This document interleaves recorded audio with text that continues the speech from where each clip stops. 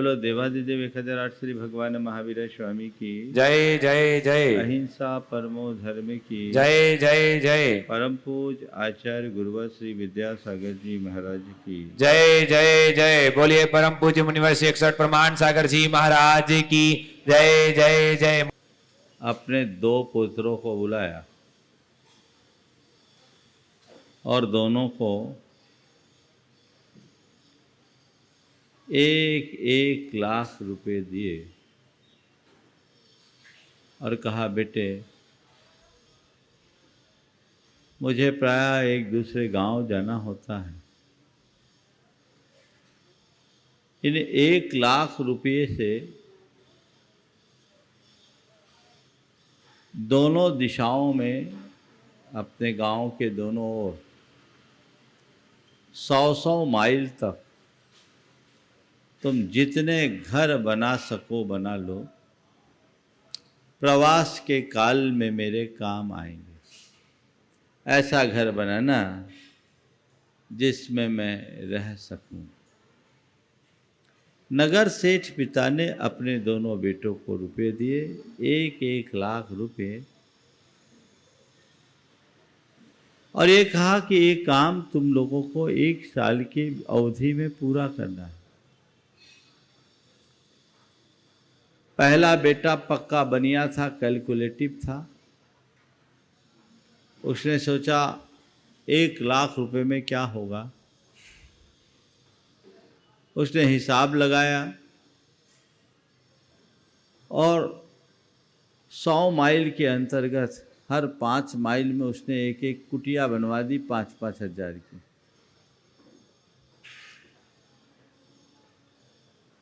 दूसरे बेटे ने एक भी घर नहीं बनाया। समय पूरा होने पर पिता ने पूछा, क्या तुम लोगों ने हमारा काम कर लिया? दोनों ने एक स्वर में कहा, जी पिताजी। चलो बताओ कैसा घर बनाया। पहले ने अपने द्वारा बनाए गए कुटियों को दिखाया। वो कुटिया क्या थी? झोपड़ियां थी। बोले ये बनाया? बोले हाँ पिताजी, इससे सस्ता और क्या बन सकता था? इससे सस्ता कुछ और हो ही नहीं सकता था। पिता ने कहा, बेटा तूने बनाया पर तुझे ये तो देखना चाहिए किसके लिए बना रहा है। नगर सेठ के लिए इतनी खस्ताहाल झोपड़ियां, इनमें मैं रह कैसे सकूंगा? दूसरे बेटे की तरफ मुखातिब हुआ, बोला बेटा तुमने बनाया? बोले पिताजी आपने क्या कहा था? मैंने यही कहा था कि मुझे जब कभी उधर जाना हो मेरे रहने लायक घर बना दो। तूने घर बना लिया? बोले पिताजी मैंने घर तो एक भी नहीं बनाया, पर पूरे रास्ते के लोगों को अपना मित्र बना दिया। आप जहाँ ठहरना चाहो हर कोई आपके लिए पलक पावने छापे छाए हुए। आप हर घर में रह सकते हैं। इस रास्ते का एक एक घर आपका घर है। आप निश्चिंत होकर के चले, आप रहें। और आपने जो रुपए मुझे दिए थे वो रुपए भी मेरे नहीं लगे, मैंने केवल अपना व्यवहार लगाया और सबको अपना मित्र बना लिया। पिता ने अपने बेटे को गले से लगा लिया और कहा, बेटा सचमुच तू ही मेरा उत्तराधिकारी होने का पात्र है। बात केवल इतनी सी है। 2 तरह के लोग हैं। आप अपने जीवन में क्या कर रहे हैं? घर बना रहे हो या मित्र बना रहे हो? संपत्ति जोड़ रहे हो या अपने संबंधों को बना रहे हो? हमें देखना केवल इतनी सी बात है। बाहर की चीज़ों को जोड़ने वाले लोग बहुत होते हैं, लेकिन अंतरंग से जुड़ने वाले लोग बहुत विरल होते हैं। हमें अपने आप को अंतरंग से जोड़कर जीवन के रूपांतरण के लिए संकल्पित होना चाहिए, और वही संकल्प हमारे जीवनोद्धार का आधार बनता है। परिवर्तन। बात वात्सल्य की चल रही थी और कल मैंने आप लोगों से 4 बातें बताई थी वात्सल्य को बढ़ाने के लिए। क्या था? कोऑपरेशन, कोऑर्डिनेशन, कंट्रीब्यूशन और कम्युनिकेशन। कॉपरेशन, कंट्रीब्यूशन और कोऑर्डिनेशन। इसके उलट 4 बातें आज मैं आप सबसे कह रहा हूं जिनसे हमें बचना है। कॉम्पिटिशन, कंपैरिजन, कंट्रोवर्सी और कैलकुलेशन। ये 4 बातें ऐसी हैं जो हमारे जीवन में उथल पुथल मचाती है। इनके रहते हम अपने जीवन की समरसता को खंडित कर देते हैं, खो बैठते हैं। सबसे ज़्यादा आज के समय में कंपटीशन की भावना बहुत तेज हो रही है। इस कंपटीशन में हर व्यक्ति प्रतिस्पर्धी दौड़ में दौड़ता है। खुद को आगे बढ़ाने की प्रेरणा मेरी दृष्टि में गलत नहीं है, लेकिन औरों को पीछे धकेलने की भावना कभी अच्छी नहीं होती। आज हर कोई भाग रहा है और उसका कोई गंतव्य नहीं, उसका कोई प्राप्तव्य नहीं। इस कंपटीशन की भावना से व्यक्ति को मुक्त होने की जरूरत है। मेरे अंतरंग में अपने को देखना है कि मेरे भीतर कोई प्रतिस्पर्धा की भावना है या नहीं।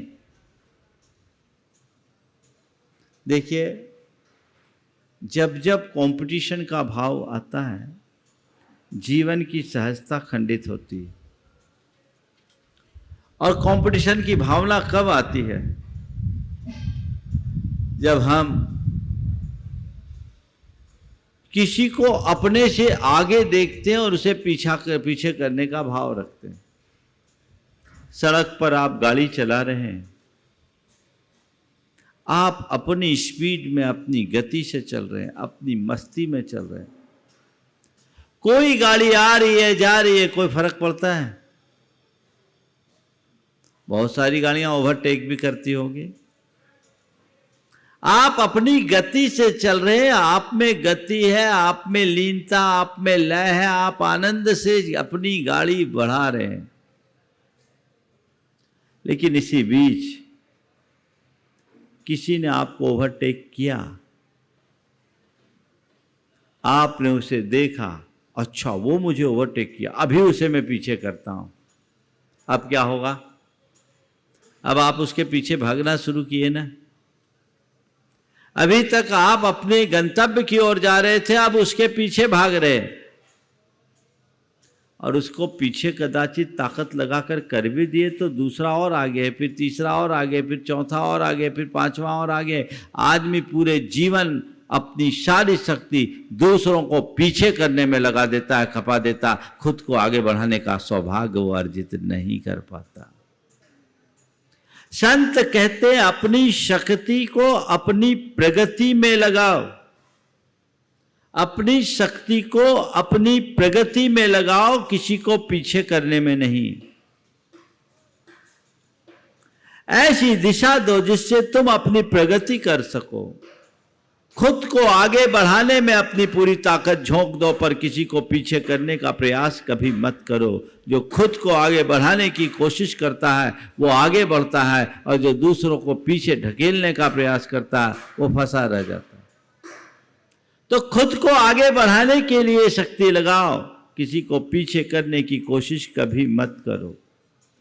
और ये जब कंपटीशन होता है, गैरों से कंपटीशन एक अलग प्रकार का होता है, लेकिन घर परिवार या समाज में ही आपस में जब कंपटीशन होता है तो लोग एक दूसरे से श्रेष्ठ साबित करने की कोशिश करते हैं। और श्रेष्ठ साबित करने में क्या होता है, हम श्रेष्ठ हैं इतने मात्र से तसल्ली नहीं होती जब तक कि सामने वाला अश्रेष्ठ साबित ना हो। हम अच्छे हैं इतने मात्र से हमें संतोष नहीं मिलता, हमें जब तक कि सामने वाला बुरा है। हम ऊंचे हैं इतने मात्र से हमको आनंद नहीं आता जितना कि बाकी सब हमसे कमतर है। ये जो भावना है ये प्रेम को नष्ट भ्रष्ट कर देने वाली है। संत कहते हैं आपस में कंपटीशन नहीं, कॉम्बिनेशन होना चाहिए।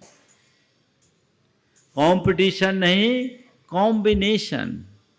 आपस में तालमेल बना करके चलिए। एक दूसरे के साथ कंपटीशन करोगे तो तुम पीछे पिछड़ते जाओगे, और एक दूसरे के साथ कॉम्बिनेशन बना करके, तालमेल बना करके चलोगे तो दुनिया की कोई ताकत तुम्हें पीछे नहीं कर सकती, तुम सतत आगे बढ़ोगे।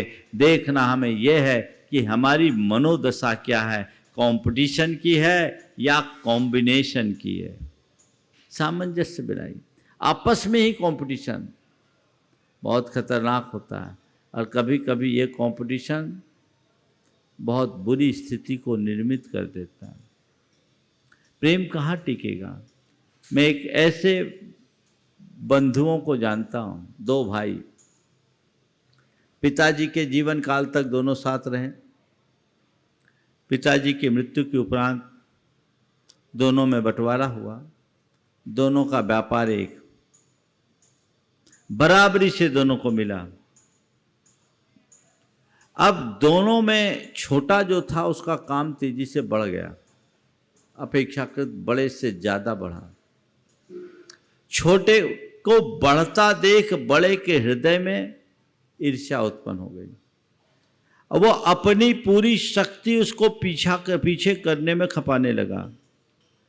नतीजा ये निकला कि जो शक्ति उसे अपने व्यापार की वृद्धि में लगानी थी वो सामने वाले को नुकसान पहुंचाने में लगाने लगा, वो और पीछे गया। और छोटा भाई इन सब बातों से बेखबर अपने काम में लगा था, और उसका व्यापार दिन दुनी रात चौगनी बढ़ते जा रहा था। उसी गति से उसका व्यापार बढ़ा, और ये सामने वाले को और तकलीफ। जब हम किसी को पीछे करने के लिए तुल पड़ते हैं और वो उल्टा आगे बढ़ता है तो मन बड़ा बेचैन हो उठता है। व्यक्ति को कोई चैन नहीं रह पाता, अब क्या करे, अब क्या करे, अब क्या करे। वो बेचैनी से भर उठा, अब क्या किया जाए, कोई उपाय नहीं दिख रहा है। स्थिति ये बनी, किसी भी तरीके से इसके व्यापार को नुकसान पहुंचना चाहिए। जब सब हथकंडे फेल हो गए तो उसने कुचक रचा, षड्यंत्र रचा, और अपने ही सगे भाई के लिए उसने सुपारी दे दी। और वो मंदिर से निकल रहा था, सुबह सुबह गोली मारकर उसकी हत्या हो गई। ये घटना 2013 की है, स्थान का नाम मैं नहीं ले रहा हूँ। एक छोटी सी बात को लेकर कंपटीशन।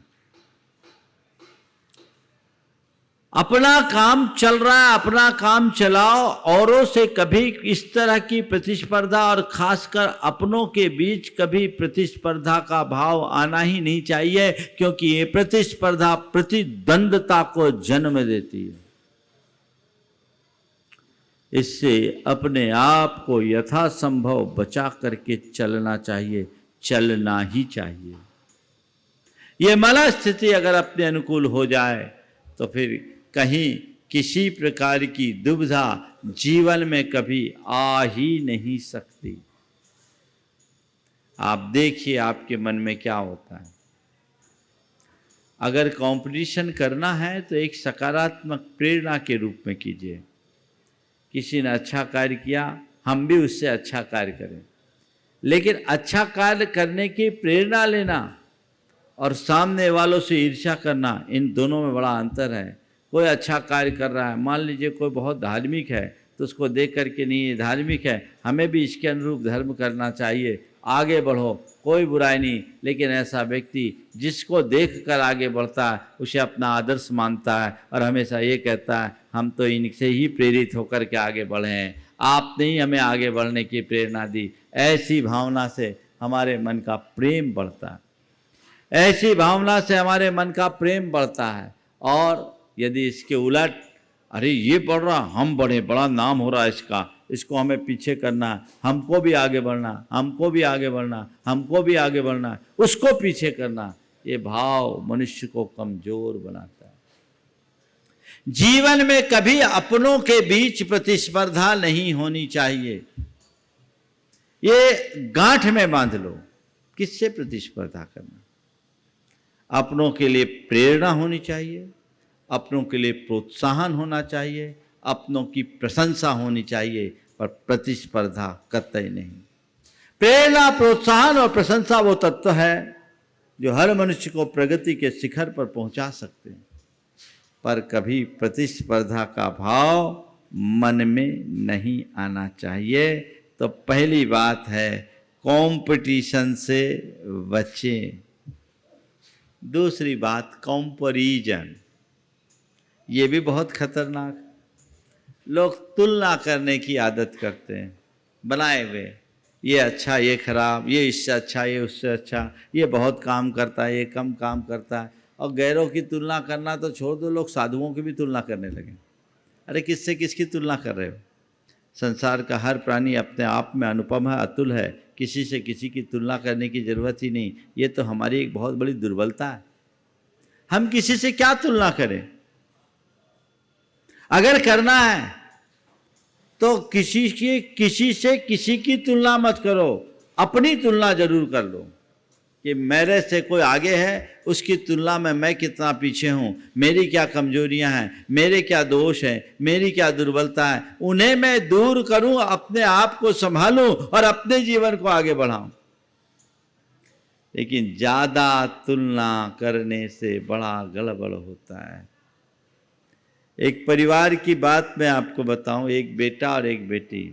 बेटी पढ़ने में मेधावी थी, बेटा अपेक्षाकृत चंचल था, कम पढ़ता था, और उसकी माँ हमेशा बेटी और बेटे के बीच तुलना किया करती थी। ऐसा होता है, अक्सर होता है।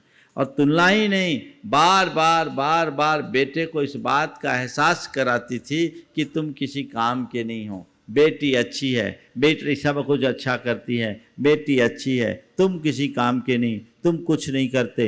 ये बात बार बार बच्चे के सामने वो करती। और इतना ही नहीं, बच्चे के सामने अकेले में करे तो भी कोई बात नहीं, कोई आए तो बेटी की जी भर के प्रशंसा करे और बेटे के संबंध में कहे ये कुछ करता ही नहीं। इसका ये असर पड़ा कि बच्चे के मन में अपने माता पिता के प्रति गांठ बन गई। छोटा था, 14 साल की उम्र तक तो ठीक था, उसके बाद उसके मन में एक गांठ बन गई।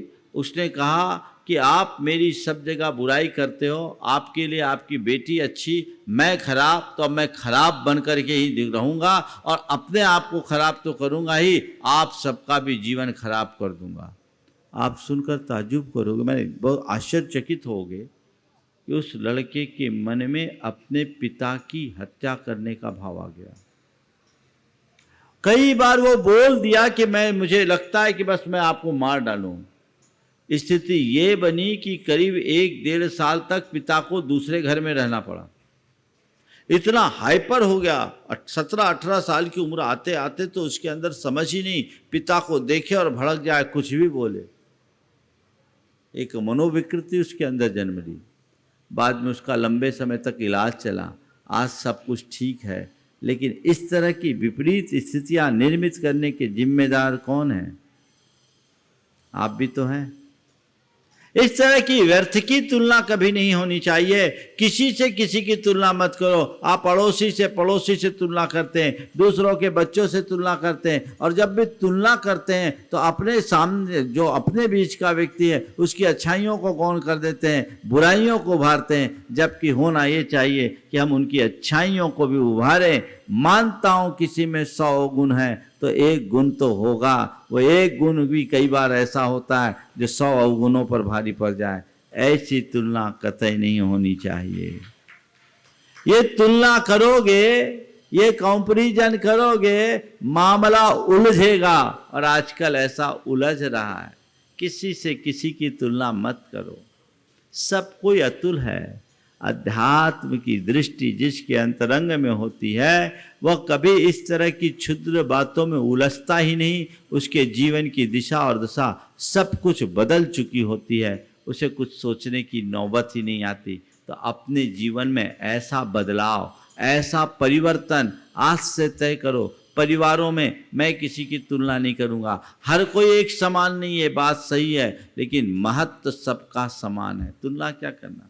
हमारी ये 5 उंगलियां हैं, आप 5 उंगलियों में कभी तुलना करते हो क्या? क्यों नहीं करते? हर कोई बराबर है क्या? कोई मोटी है, कोई छोटी है, कोई लंबी है, कोई पतली है, कोई बड़ी है, कोई नाती है, अलग अलग है। 5 उंगलियां हैं। लेकिन पांचों उंगलियों का अपना महत्व है, पांचों उंगलियों का अपना रोल है, तभी हाथ का सौंदर्य है। ये पांचों उंगली में एक भी कम हो जाए तो हाथ का सौंदर्य नहीं। घर परिवार में अनेक सदस्य हैं, समाज में अनेक लोग हैं, सबकी अपनी अलग अलग योग्यता है, सबकी अलग अलग प्रतिभा है, सबकी अलग अलग क्षमता है, सबके पास अलग अलग संसाधन है। हो सकता है किसी के पास अधिक हो, किसी के पास कम हो, लेकिन है सब के सब परिवार के घटक। परिवार में सबका समान महत्व होना चाहिए, उसमें किसी की किसी से इस प्रकार की तुलना कतई नहीं होनी चाहिए। यदि ये तुलना करने की वृत्ति बनी रहेगी, प्रेम नहीं बनेगा, और तुलना नहीं करोगे तो प्रेम हमेशा बना रहेगा। अभी जब भी तुलना आप लोग करते हैं तो क्या होता है, किसी एक की तरफ झुकाव हो जाता है। जब एक की तरफ झुकाव होता है तो पक्षपात दिखने लगता है, और जहाँ पक्षपात दिखने लगता है वहाँ विवाद अपने आप आता है। प्रेम कहाँ? एक सिद्धांत बनाइए, मुझे किसी से किसी की तुलना नहीं करनी। अपने आप को तौलो ना, दूसरों को तौलते क्यों? अरे देखो वो तो ऐसा करता, वो तो ऐसा करता, वो तो ऐसा करता, तुम नहीं करते। तो भैया ठीक है, कौन क्या करता है उसको छोड़ो, हम जो कर सकते उसको तो देखने की कोशिश करो। और कई बार लोगों की तुलना कैसे होती है। पिता अपने बेटे को डांट रहा था और अपने पड़ोसी के बेटे से उसकी तुलना करते हुए कह रहा था कि तुम तो किसी काम के नहीं। और डांटते डांटते पिता ने बेटे को एक तमाचा भी जड़ दिया। बेटा चुपचाप सुना। कहा पापा आपके पिताजी भी आपको ऐसे ही पीटते थे? बोले हाँ पीटते थे। बोले आपके पिताजी को आपके दादाजी भी पीटते थे? बोले हाँ पीटते थे। बोले आपके परदादाजी भी आपके दादाजी को पीटते थे? बोले पीटते थे। तो ये सब पूछ क्यों रहा है? ये सब पूछ क्यों रहा है? कहा पापा हम तो ये जानना चाहते हैं कि ये गुंडागर्दी हमारे खानदान में कब से चली आ रही। ये गुंडागर्दी हमारे खानदान में कब से चली आ रही, हम तो ये देखना चाहते हैं। हमेशा पढ़ाई के क्षेत्र में भी बहुत ज़्यादा तुलना होती है, और ये काम खासकर माताएं ज़्यादा करती है। इससे बच्चों के मन में बड़ा विपरीत प्रभाव पड़ता है, और कई बच्चे तो इन्हीं वजहों से डिप्रेशन के शिकार हो जाते हैं, और कई बच्चों ने सुसाइड भी। वहाँ संभलने की ज़रूरत है, सजग रहने की ज़रूरत है। हमें किसी से तुलना करने की आदत से बचना है। तीसरी बात, कंट्रावर्सी में मत पड़ो। विवाद करो मत, विवाद में पड़ो मत। कहीं विवाद की स्थिति हो तो कॉम्प्रोमाइज करो। समझ गए? कॉम्प्रोमाइज करो, सामंजस्य बिठाने की कोशिश करो।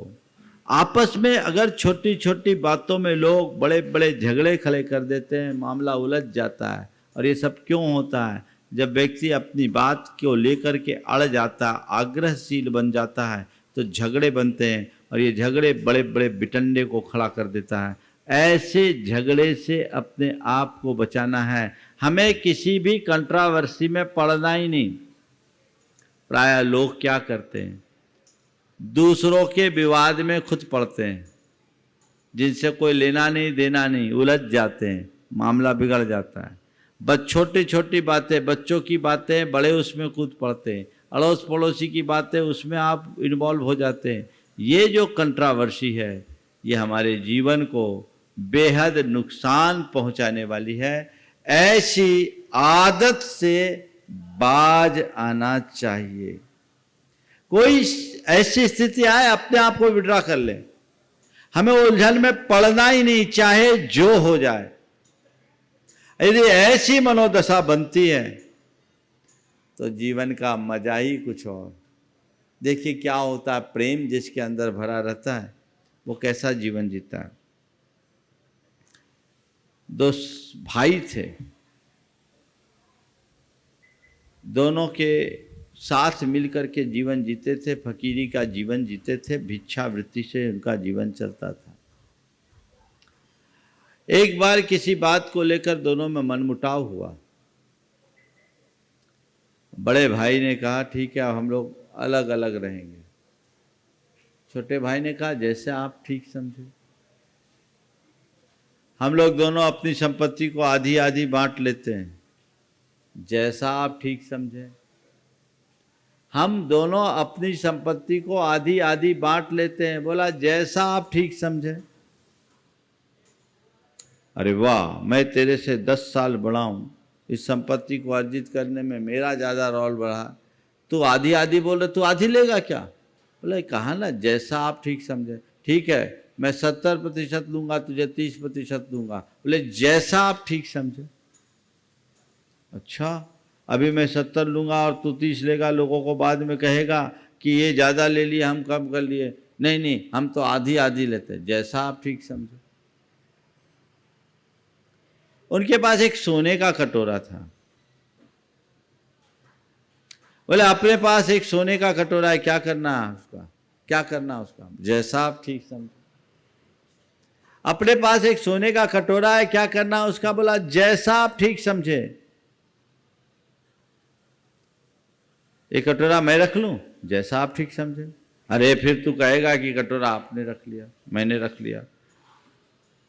एक काम करते हैं, कटोरा तुम रख लो, जैसा आप ठीक समझे। अच्छा मैं बोलूंगा तू रख ले, तू रख लेगा, मेरे को कुछ नहीं देगा।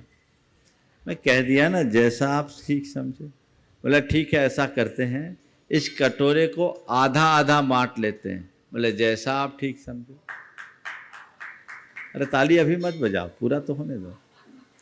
इस कटोरे को आधा आधा बांट लेते। बोले जैसा आप ठीक समझे। बोले आधा आधा बांटने पर कटोरा ना मेरे काम का होगा ना तेरे काम का होगा, क्या करेंगे? इसको मैं ही रख लेता हूं, जैसा आप ठीक समझे। तो उसने कहा अच्छा तू झगड़ा करना नहीं चाहता?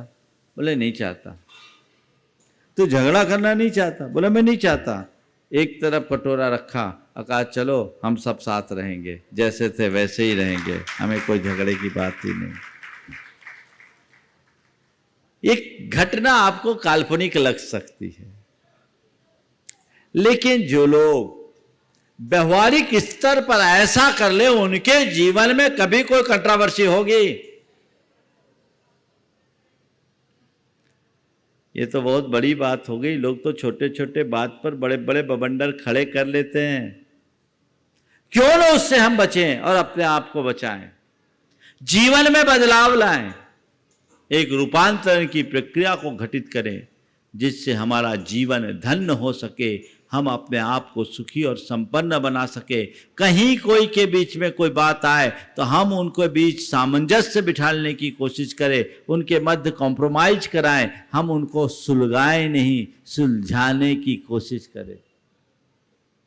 लोग सुलगाते हैं, सुलझाते कम।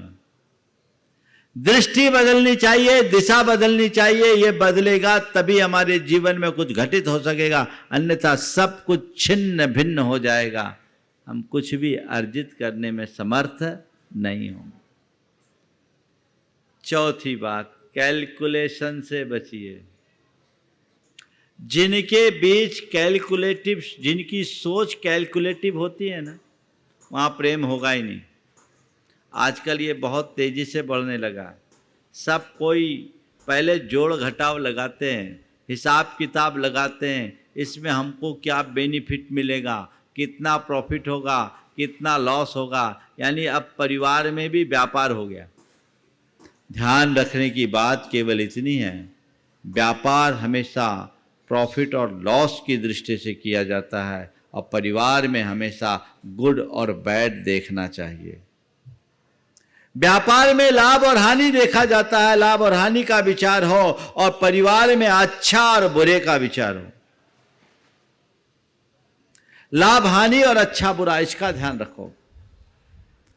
और जब परिवार में अच्छा बुरा की जगह लाभ हानि हो जाता है तो घर भी एक प्रकार का व्यापार बन जाता है। फिर वहाँ प्रेम कहाँ होता है, वहाँ तो एक प्रकार का अनुबंध जैसा हो जाता है। इस कैलकुलेटिव नेचर से अपने आप को बचाना चाहिए। हर चीज में कैलकुलेशन लगाने की आदत से बाज आइए।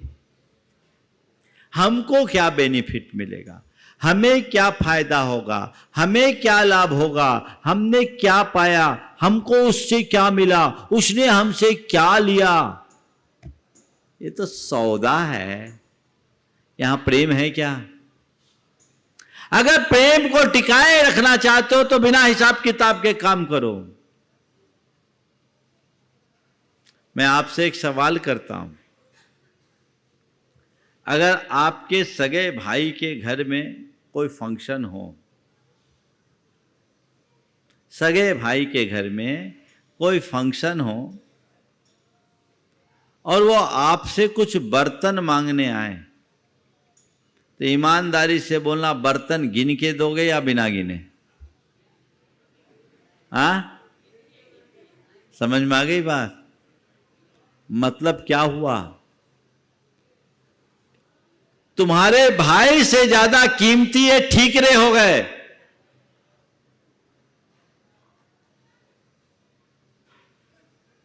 बात समझ में आ रही है?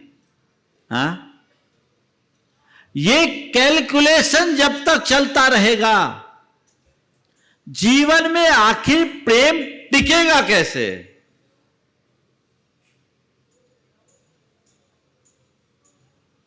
हम लोग प्रेम की बातें करते हैं, प्रेम को जीते कम है। प्रेम तो हमारे भीतर की एक उदात्त भावना है, जहां रिटर्न कुछ नहीं, देने को सब प्रकार की तत्परता हो। आप लोग क्या करते, किसी को गिफ्ट भी देते हैं तो रिटर्न गिफ्ट का ख्याल करके, है ना? और सामने वाला भी रिटर्न गिफ्ट उसी हिसाब का देता है जिस हिसाब का गिफ्ट है ना? तो ये प्रेम है कहां? ये तो केवल फॉर्मेलिटी है। और जब जीवन औपचारिकताओं से बंध जाता है तो जीवन की समरसता खंडित हो जाती है। जीवन के जितने भी हमारे संबंध महज औपचारिक नहीं है, उनमें भावना का संपुट होना चाहिए। हमारे संबंध महज औपचारिक नहीं, उनमें भावना का संपुट भी होना चाहिए। भावना शून्य संबंध का कोई मतलब नहीं, औपचारिकता है, फॉर्मेलिटी है। हाँ, कह दिया, कोई दिख गया तो थोड़ी सी स्माइल दे दी, हाय हेलो कर दिया, थोड़ी सी कुशल क्षेम की बात कर दी, तुम्हारी तुम हमारी हम। ये संबंध कहाँ है? ऐसे संबंध तो दुनियादारी में बहुत चलते हैं। और एक संबंध आपका आपके ग्राहक से होता है, और एक संबंध आपका अपने परिवार के सदस्यों से होता है। मैं आपसे पूछता हूं, दोनों में एक सी दृष्टि होती है क्या? ग्राहक से आप बहुत मधुरता से बात करते हो कि नहीं करते हो? कदाचित ग्राहक कुछ गलत भी बोल दे तो भी आप मुस्कुराकर उत्तर देते हो, रोज का अनुभव है। लेकिन ग्राहक के साथ इतनी आत्मीयता और प्रेम की अभिव्यक्ति करने के बाद भी आपका मन जुड़ा होता है क्या? नहीं। आपकी दृष्टि में क्या है? ये तो केवल एक फॉर्मेलिटी है, महज औपचारिकता है। अपना काम करो, काम खत्म। जो उसने सामान लिया हमने दिया, उसने पैसा दिया हमने पैसा लिया, लाभ कमाया, काम खत्म, है ना? लेकिन यदि यही बात कोई परिवार के सदस्य के साथ हो तो उचित नहीं। परिवार के सदस्य की जो प्रेम और आत्मीयता है वो अंतःस्पर्शी होनी चाहिए, अंतरंगों को छूने वाली होनी चाहिए। वहां कोई फॉर्मेलिटी नहीं, वहां अंदर की भावना जुड़नी चाहिए। यहां लाभ और हानि का सवाल नहीं है कि सौदा पटा तो दे दिया, नहीं पटा तो नहीं दिया, नहीं। यहां अच्छे और बुरे की बात है, हित और अहित की बात है। सामने वाले का हित साधना चाहिए, और उसके लिए मुझे अगर नुकसान भी उठाना पड़े तो मैं तैयार हूं। ये दृष्टिकोण जब हो तो जीवन में बदलाव हो। तो मैं आप सबसे कहता हूं, कैलकुलेशन मत लगाइए, ज़्यादा कैलकुलेशन मनुष्य को प्रायः नुकसान देता है। हर चीज़ में जोड़ घटाव, हर चीज़ में जोड़ घटाव, तो कब तक करोगे ऐसा जोड़ घटाव? और जो कैलकुलेशन लगाता है वो हमेशा टोटे में रहता है, उसको फ़ायदा नहीं होता, वो उन्हीं चीज़ों में उलझ कर रह जाता है। और जो भावनाओं से भर करके जीता है उसका जीवन धन्य हो जाता है। एक राजा की 3 पत्नियां थी, तीनों पत्नियों अपने आप में रूपवती थी और चाहती थी कि राजा बस मेरे ही प्रेम पास में बंधा रहे। एक बार राजा को परदेश जाने का प्रसंग आया। राजा ने तीनों रानियों से पूछा, तुम लोग क्या चाहते हो? तुम लोग क्या चाहती हो? मांगो, तुम जो चाहोगे वो दूंगा। एक ने अपने लिए कीमती आभूषण मंगवाए, दूसरे ने कीमती वस्त्र मंगवाए, तीसरे के पास राजा गया। उसने पूछा, तुम्हें क्या चाहिए? बोले, प्रिय, मुझे कुछ नहीं चाहिए, बस मैं आपकी सकुशल वापसी की कामना करती हूँ, क्योंकि आप मुझे जो कुछ भी चाहिए उससे ज़्यादा आप मुझे दे चुके हैं, मुझे और कुछ नहीं चाहिए, केवल और केवल आप चाहिए। राजा अपने विदेश यात्रा करके लौटा, भरपूर सामग्री टोकनियों में भर भर करके दोनों रानियों के राजमहल में भेज दिया। खुद तीसरी रानी के पास गया। ये बात दोनों राजनियों को बहुत खटका कि आप सीधे बड़ी को छोड़कर सीधे छोटी के पास क्यों गए? तो राजा ने कहा, इसमें मेरा कोई कसूर नहीं, तुम लोगों ने जो चाहा वो तुमको दे दिया, इसने जो चाहा वो इसको मिल गया। तुमने चीज़ें चाही, तुम्हें चीज़ें मिल गई, इसने मेरा प्रेम चाहा, इसको मेरा प्रेम मिल गया। वो दोनों कैलकुलेटिव थी और यहाँ भावना थी। तो हमें अपनी सोच में व्यापक बदलाव लाने की जरूरत है।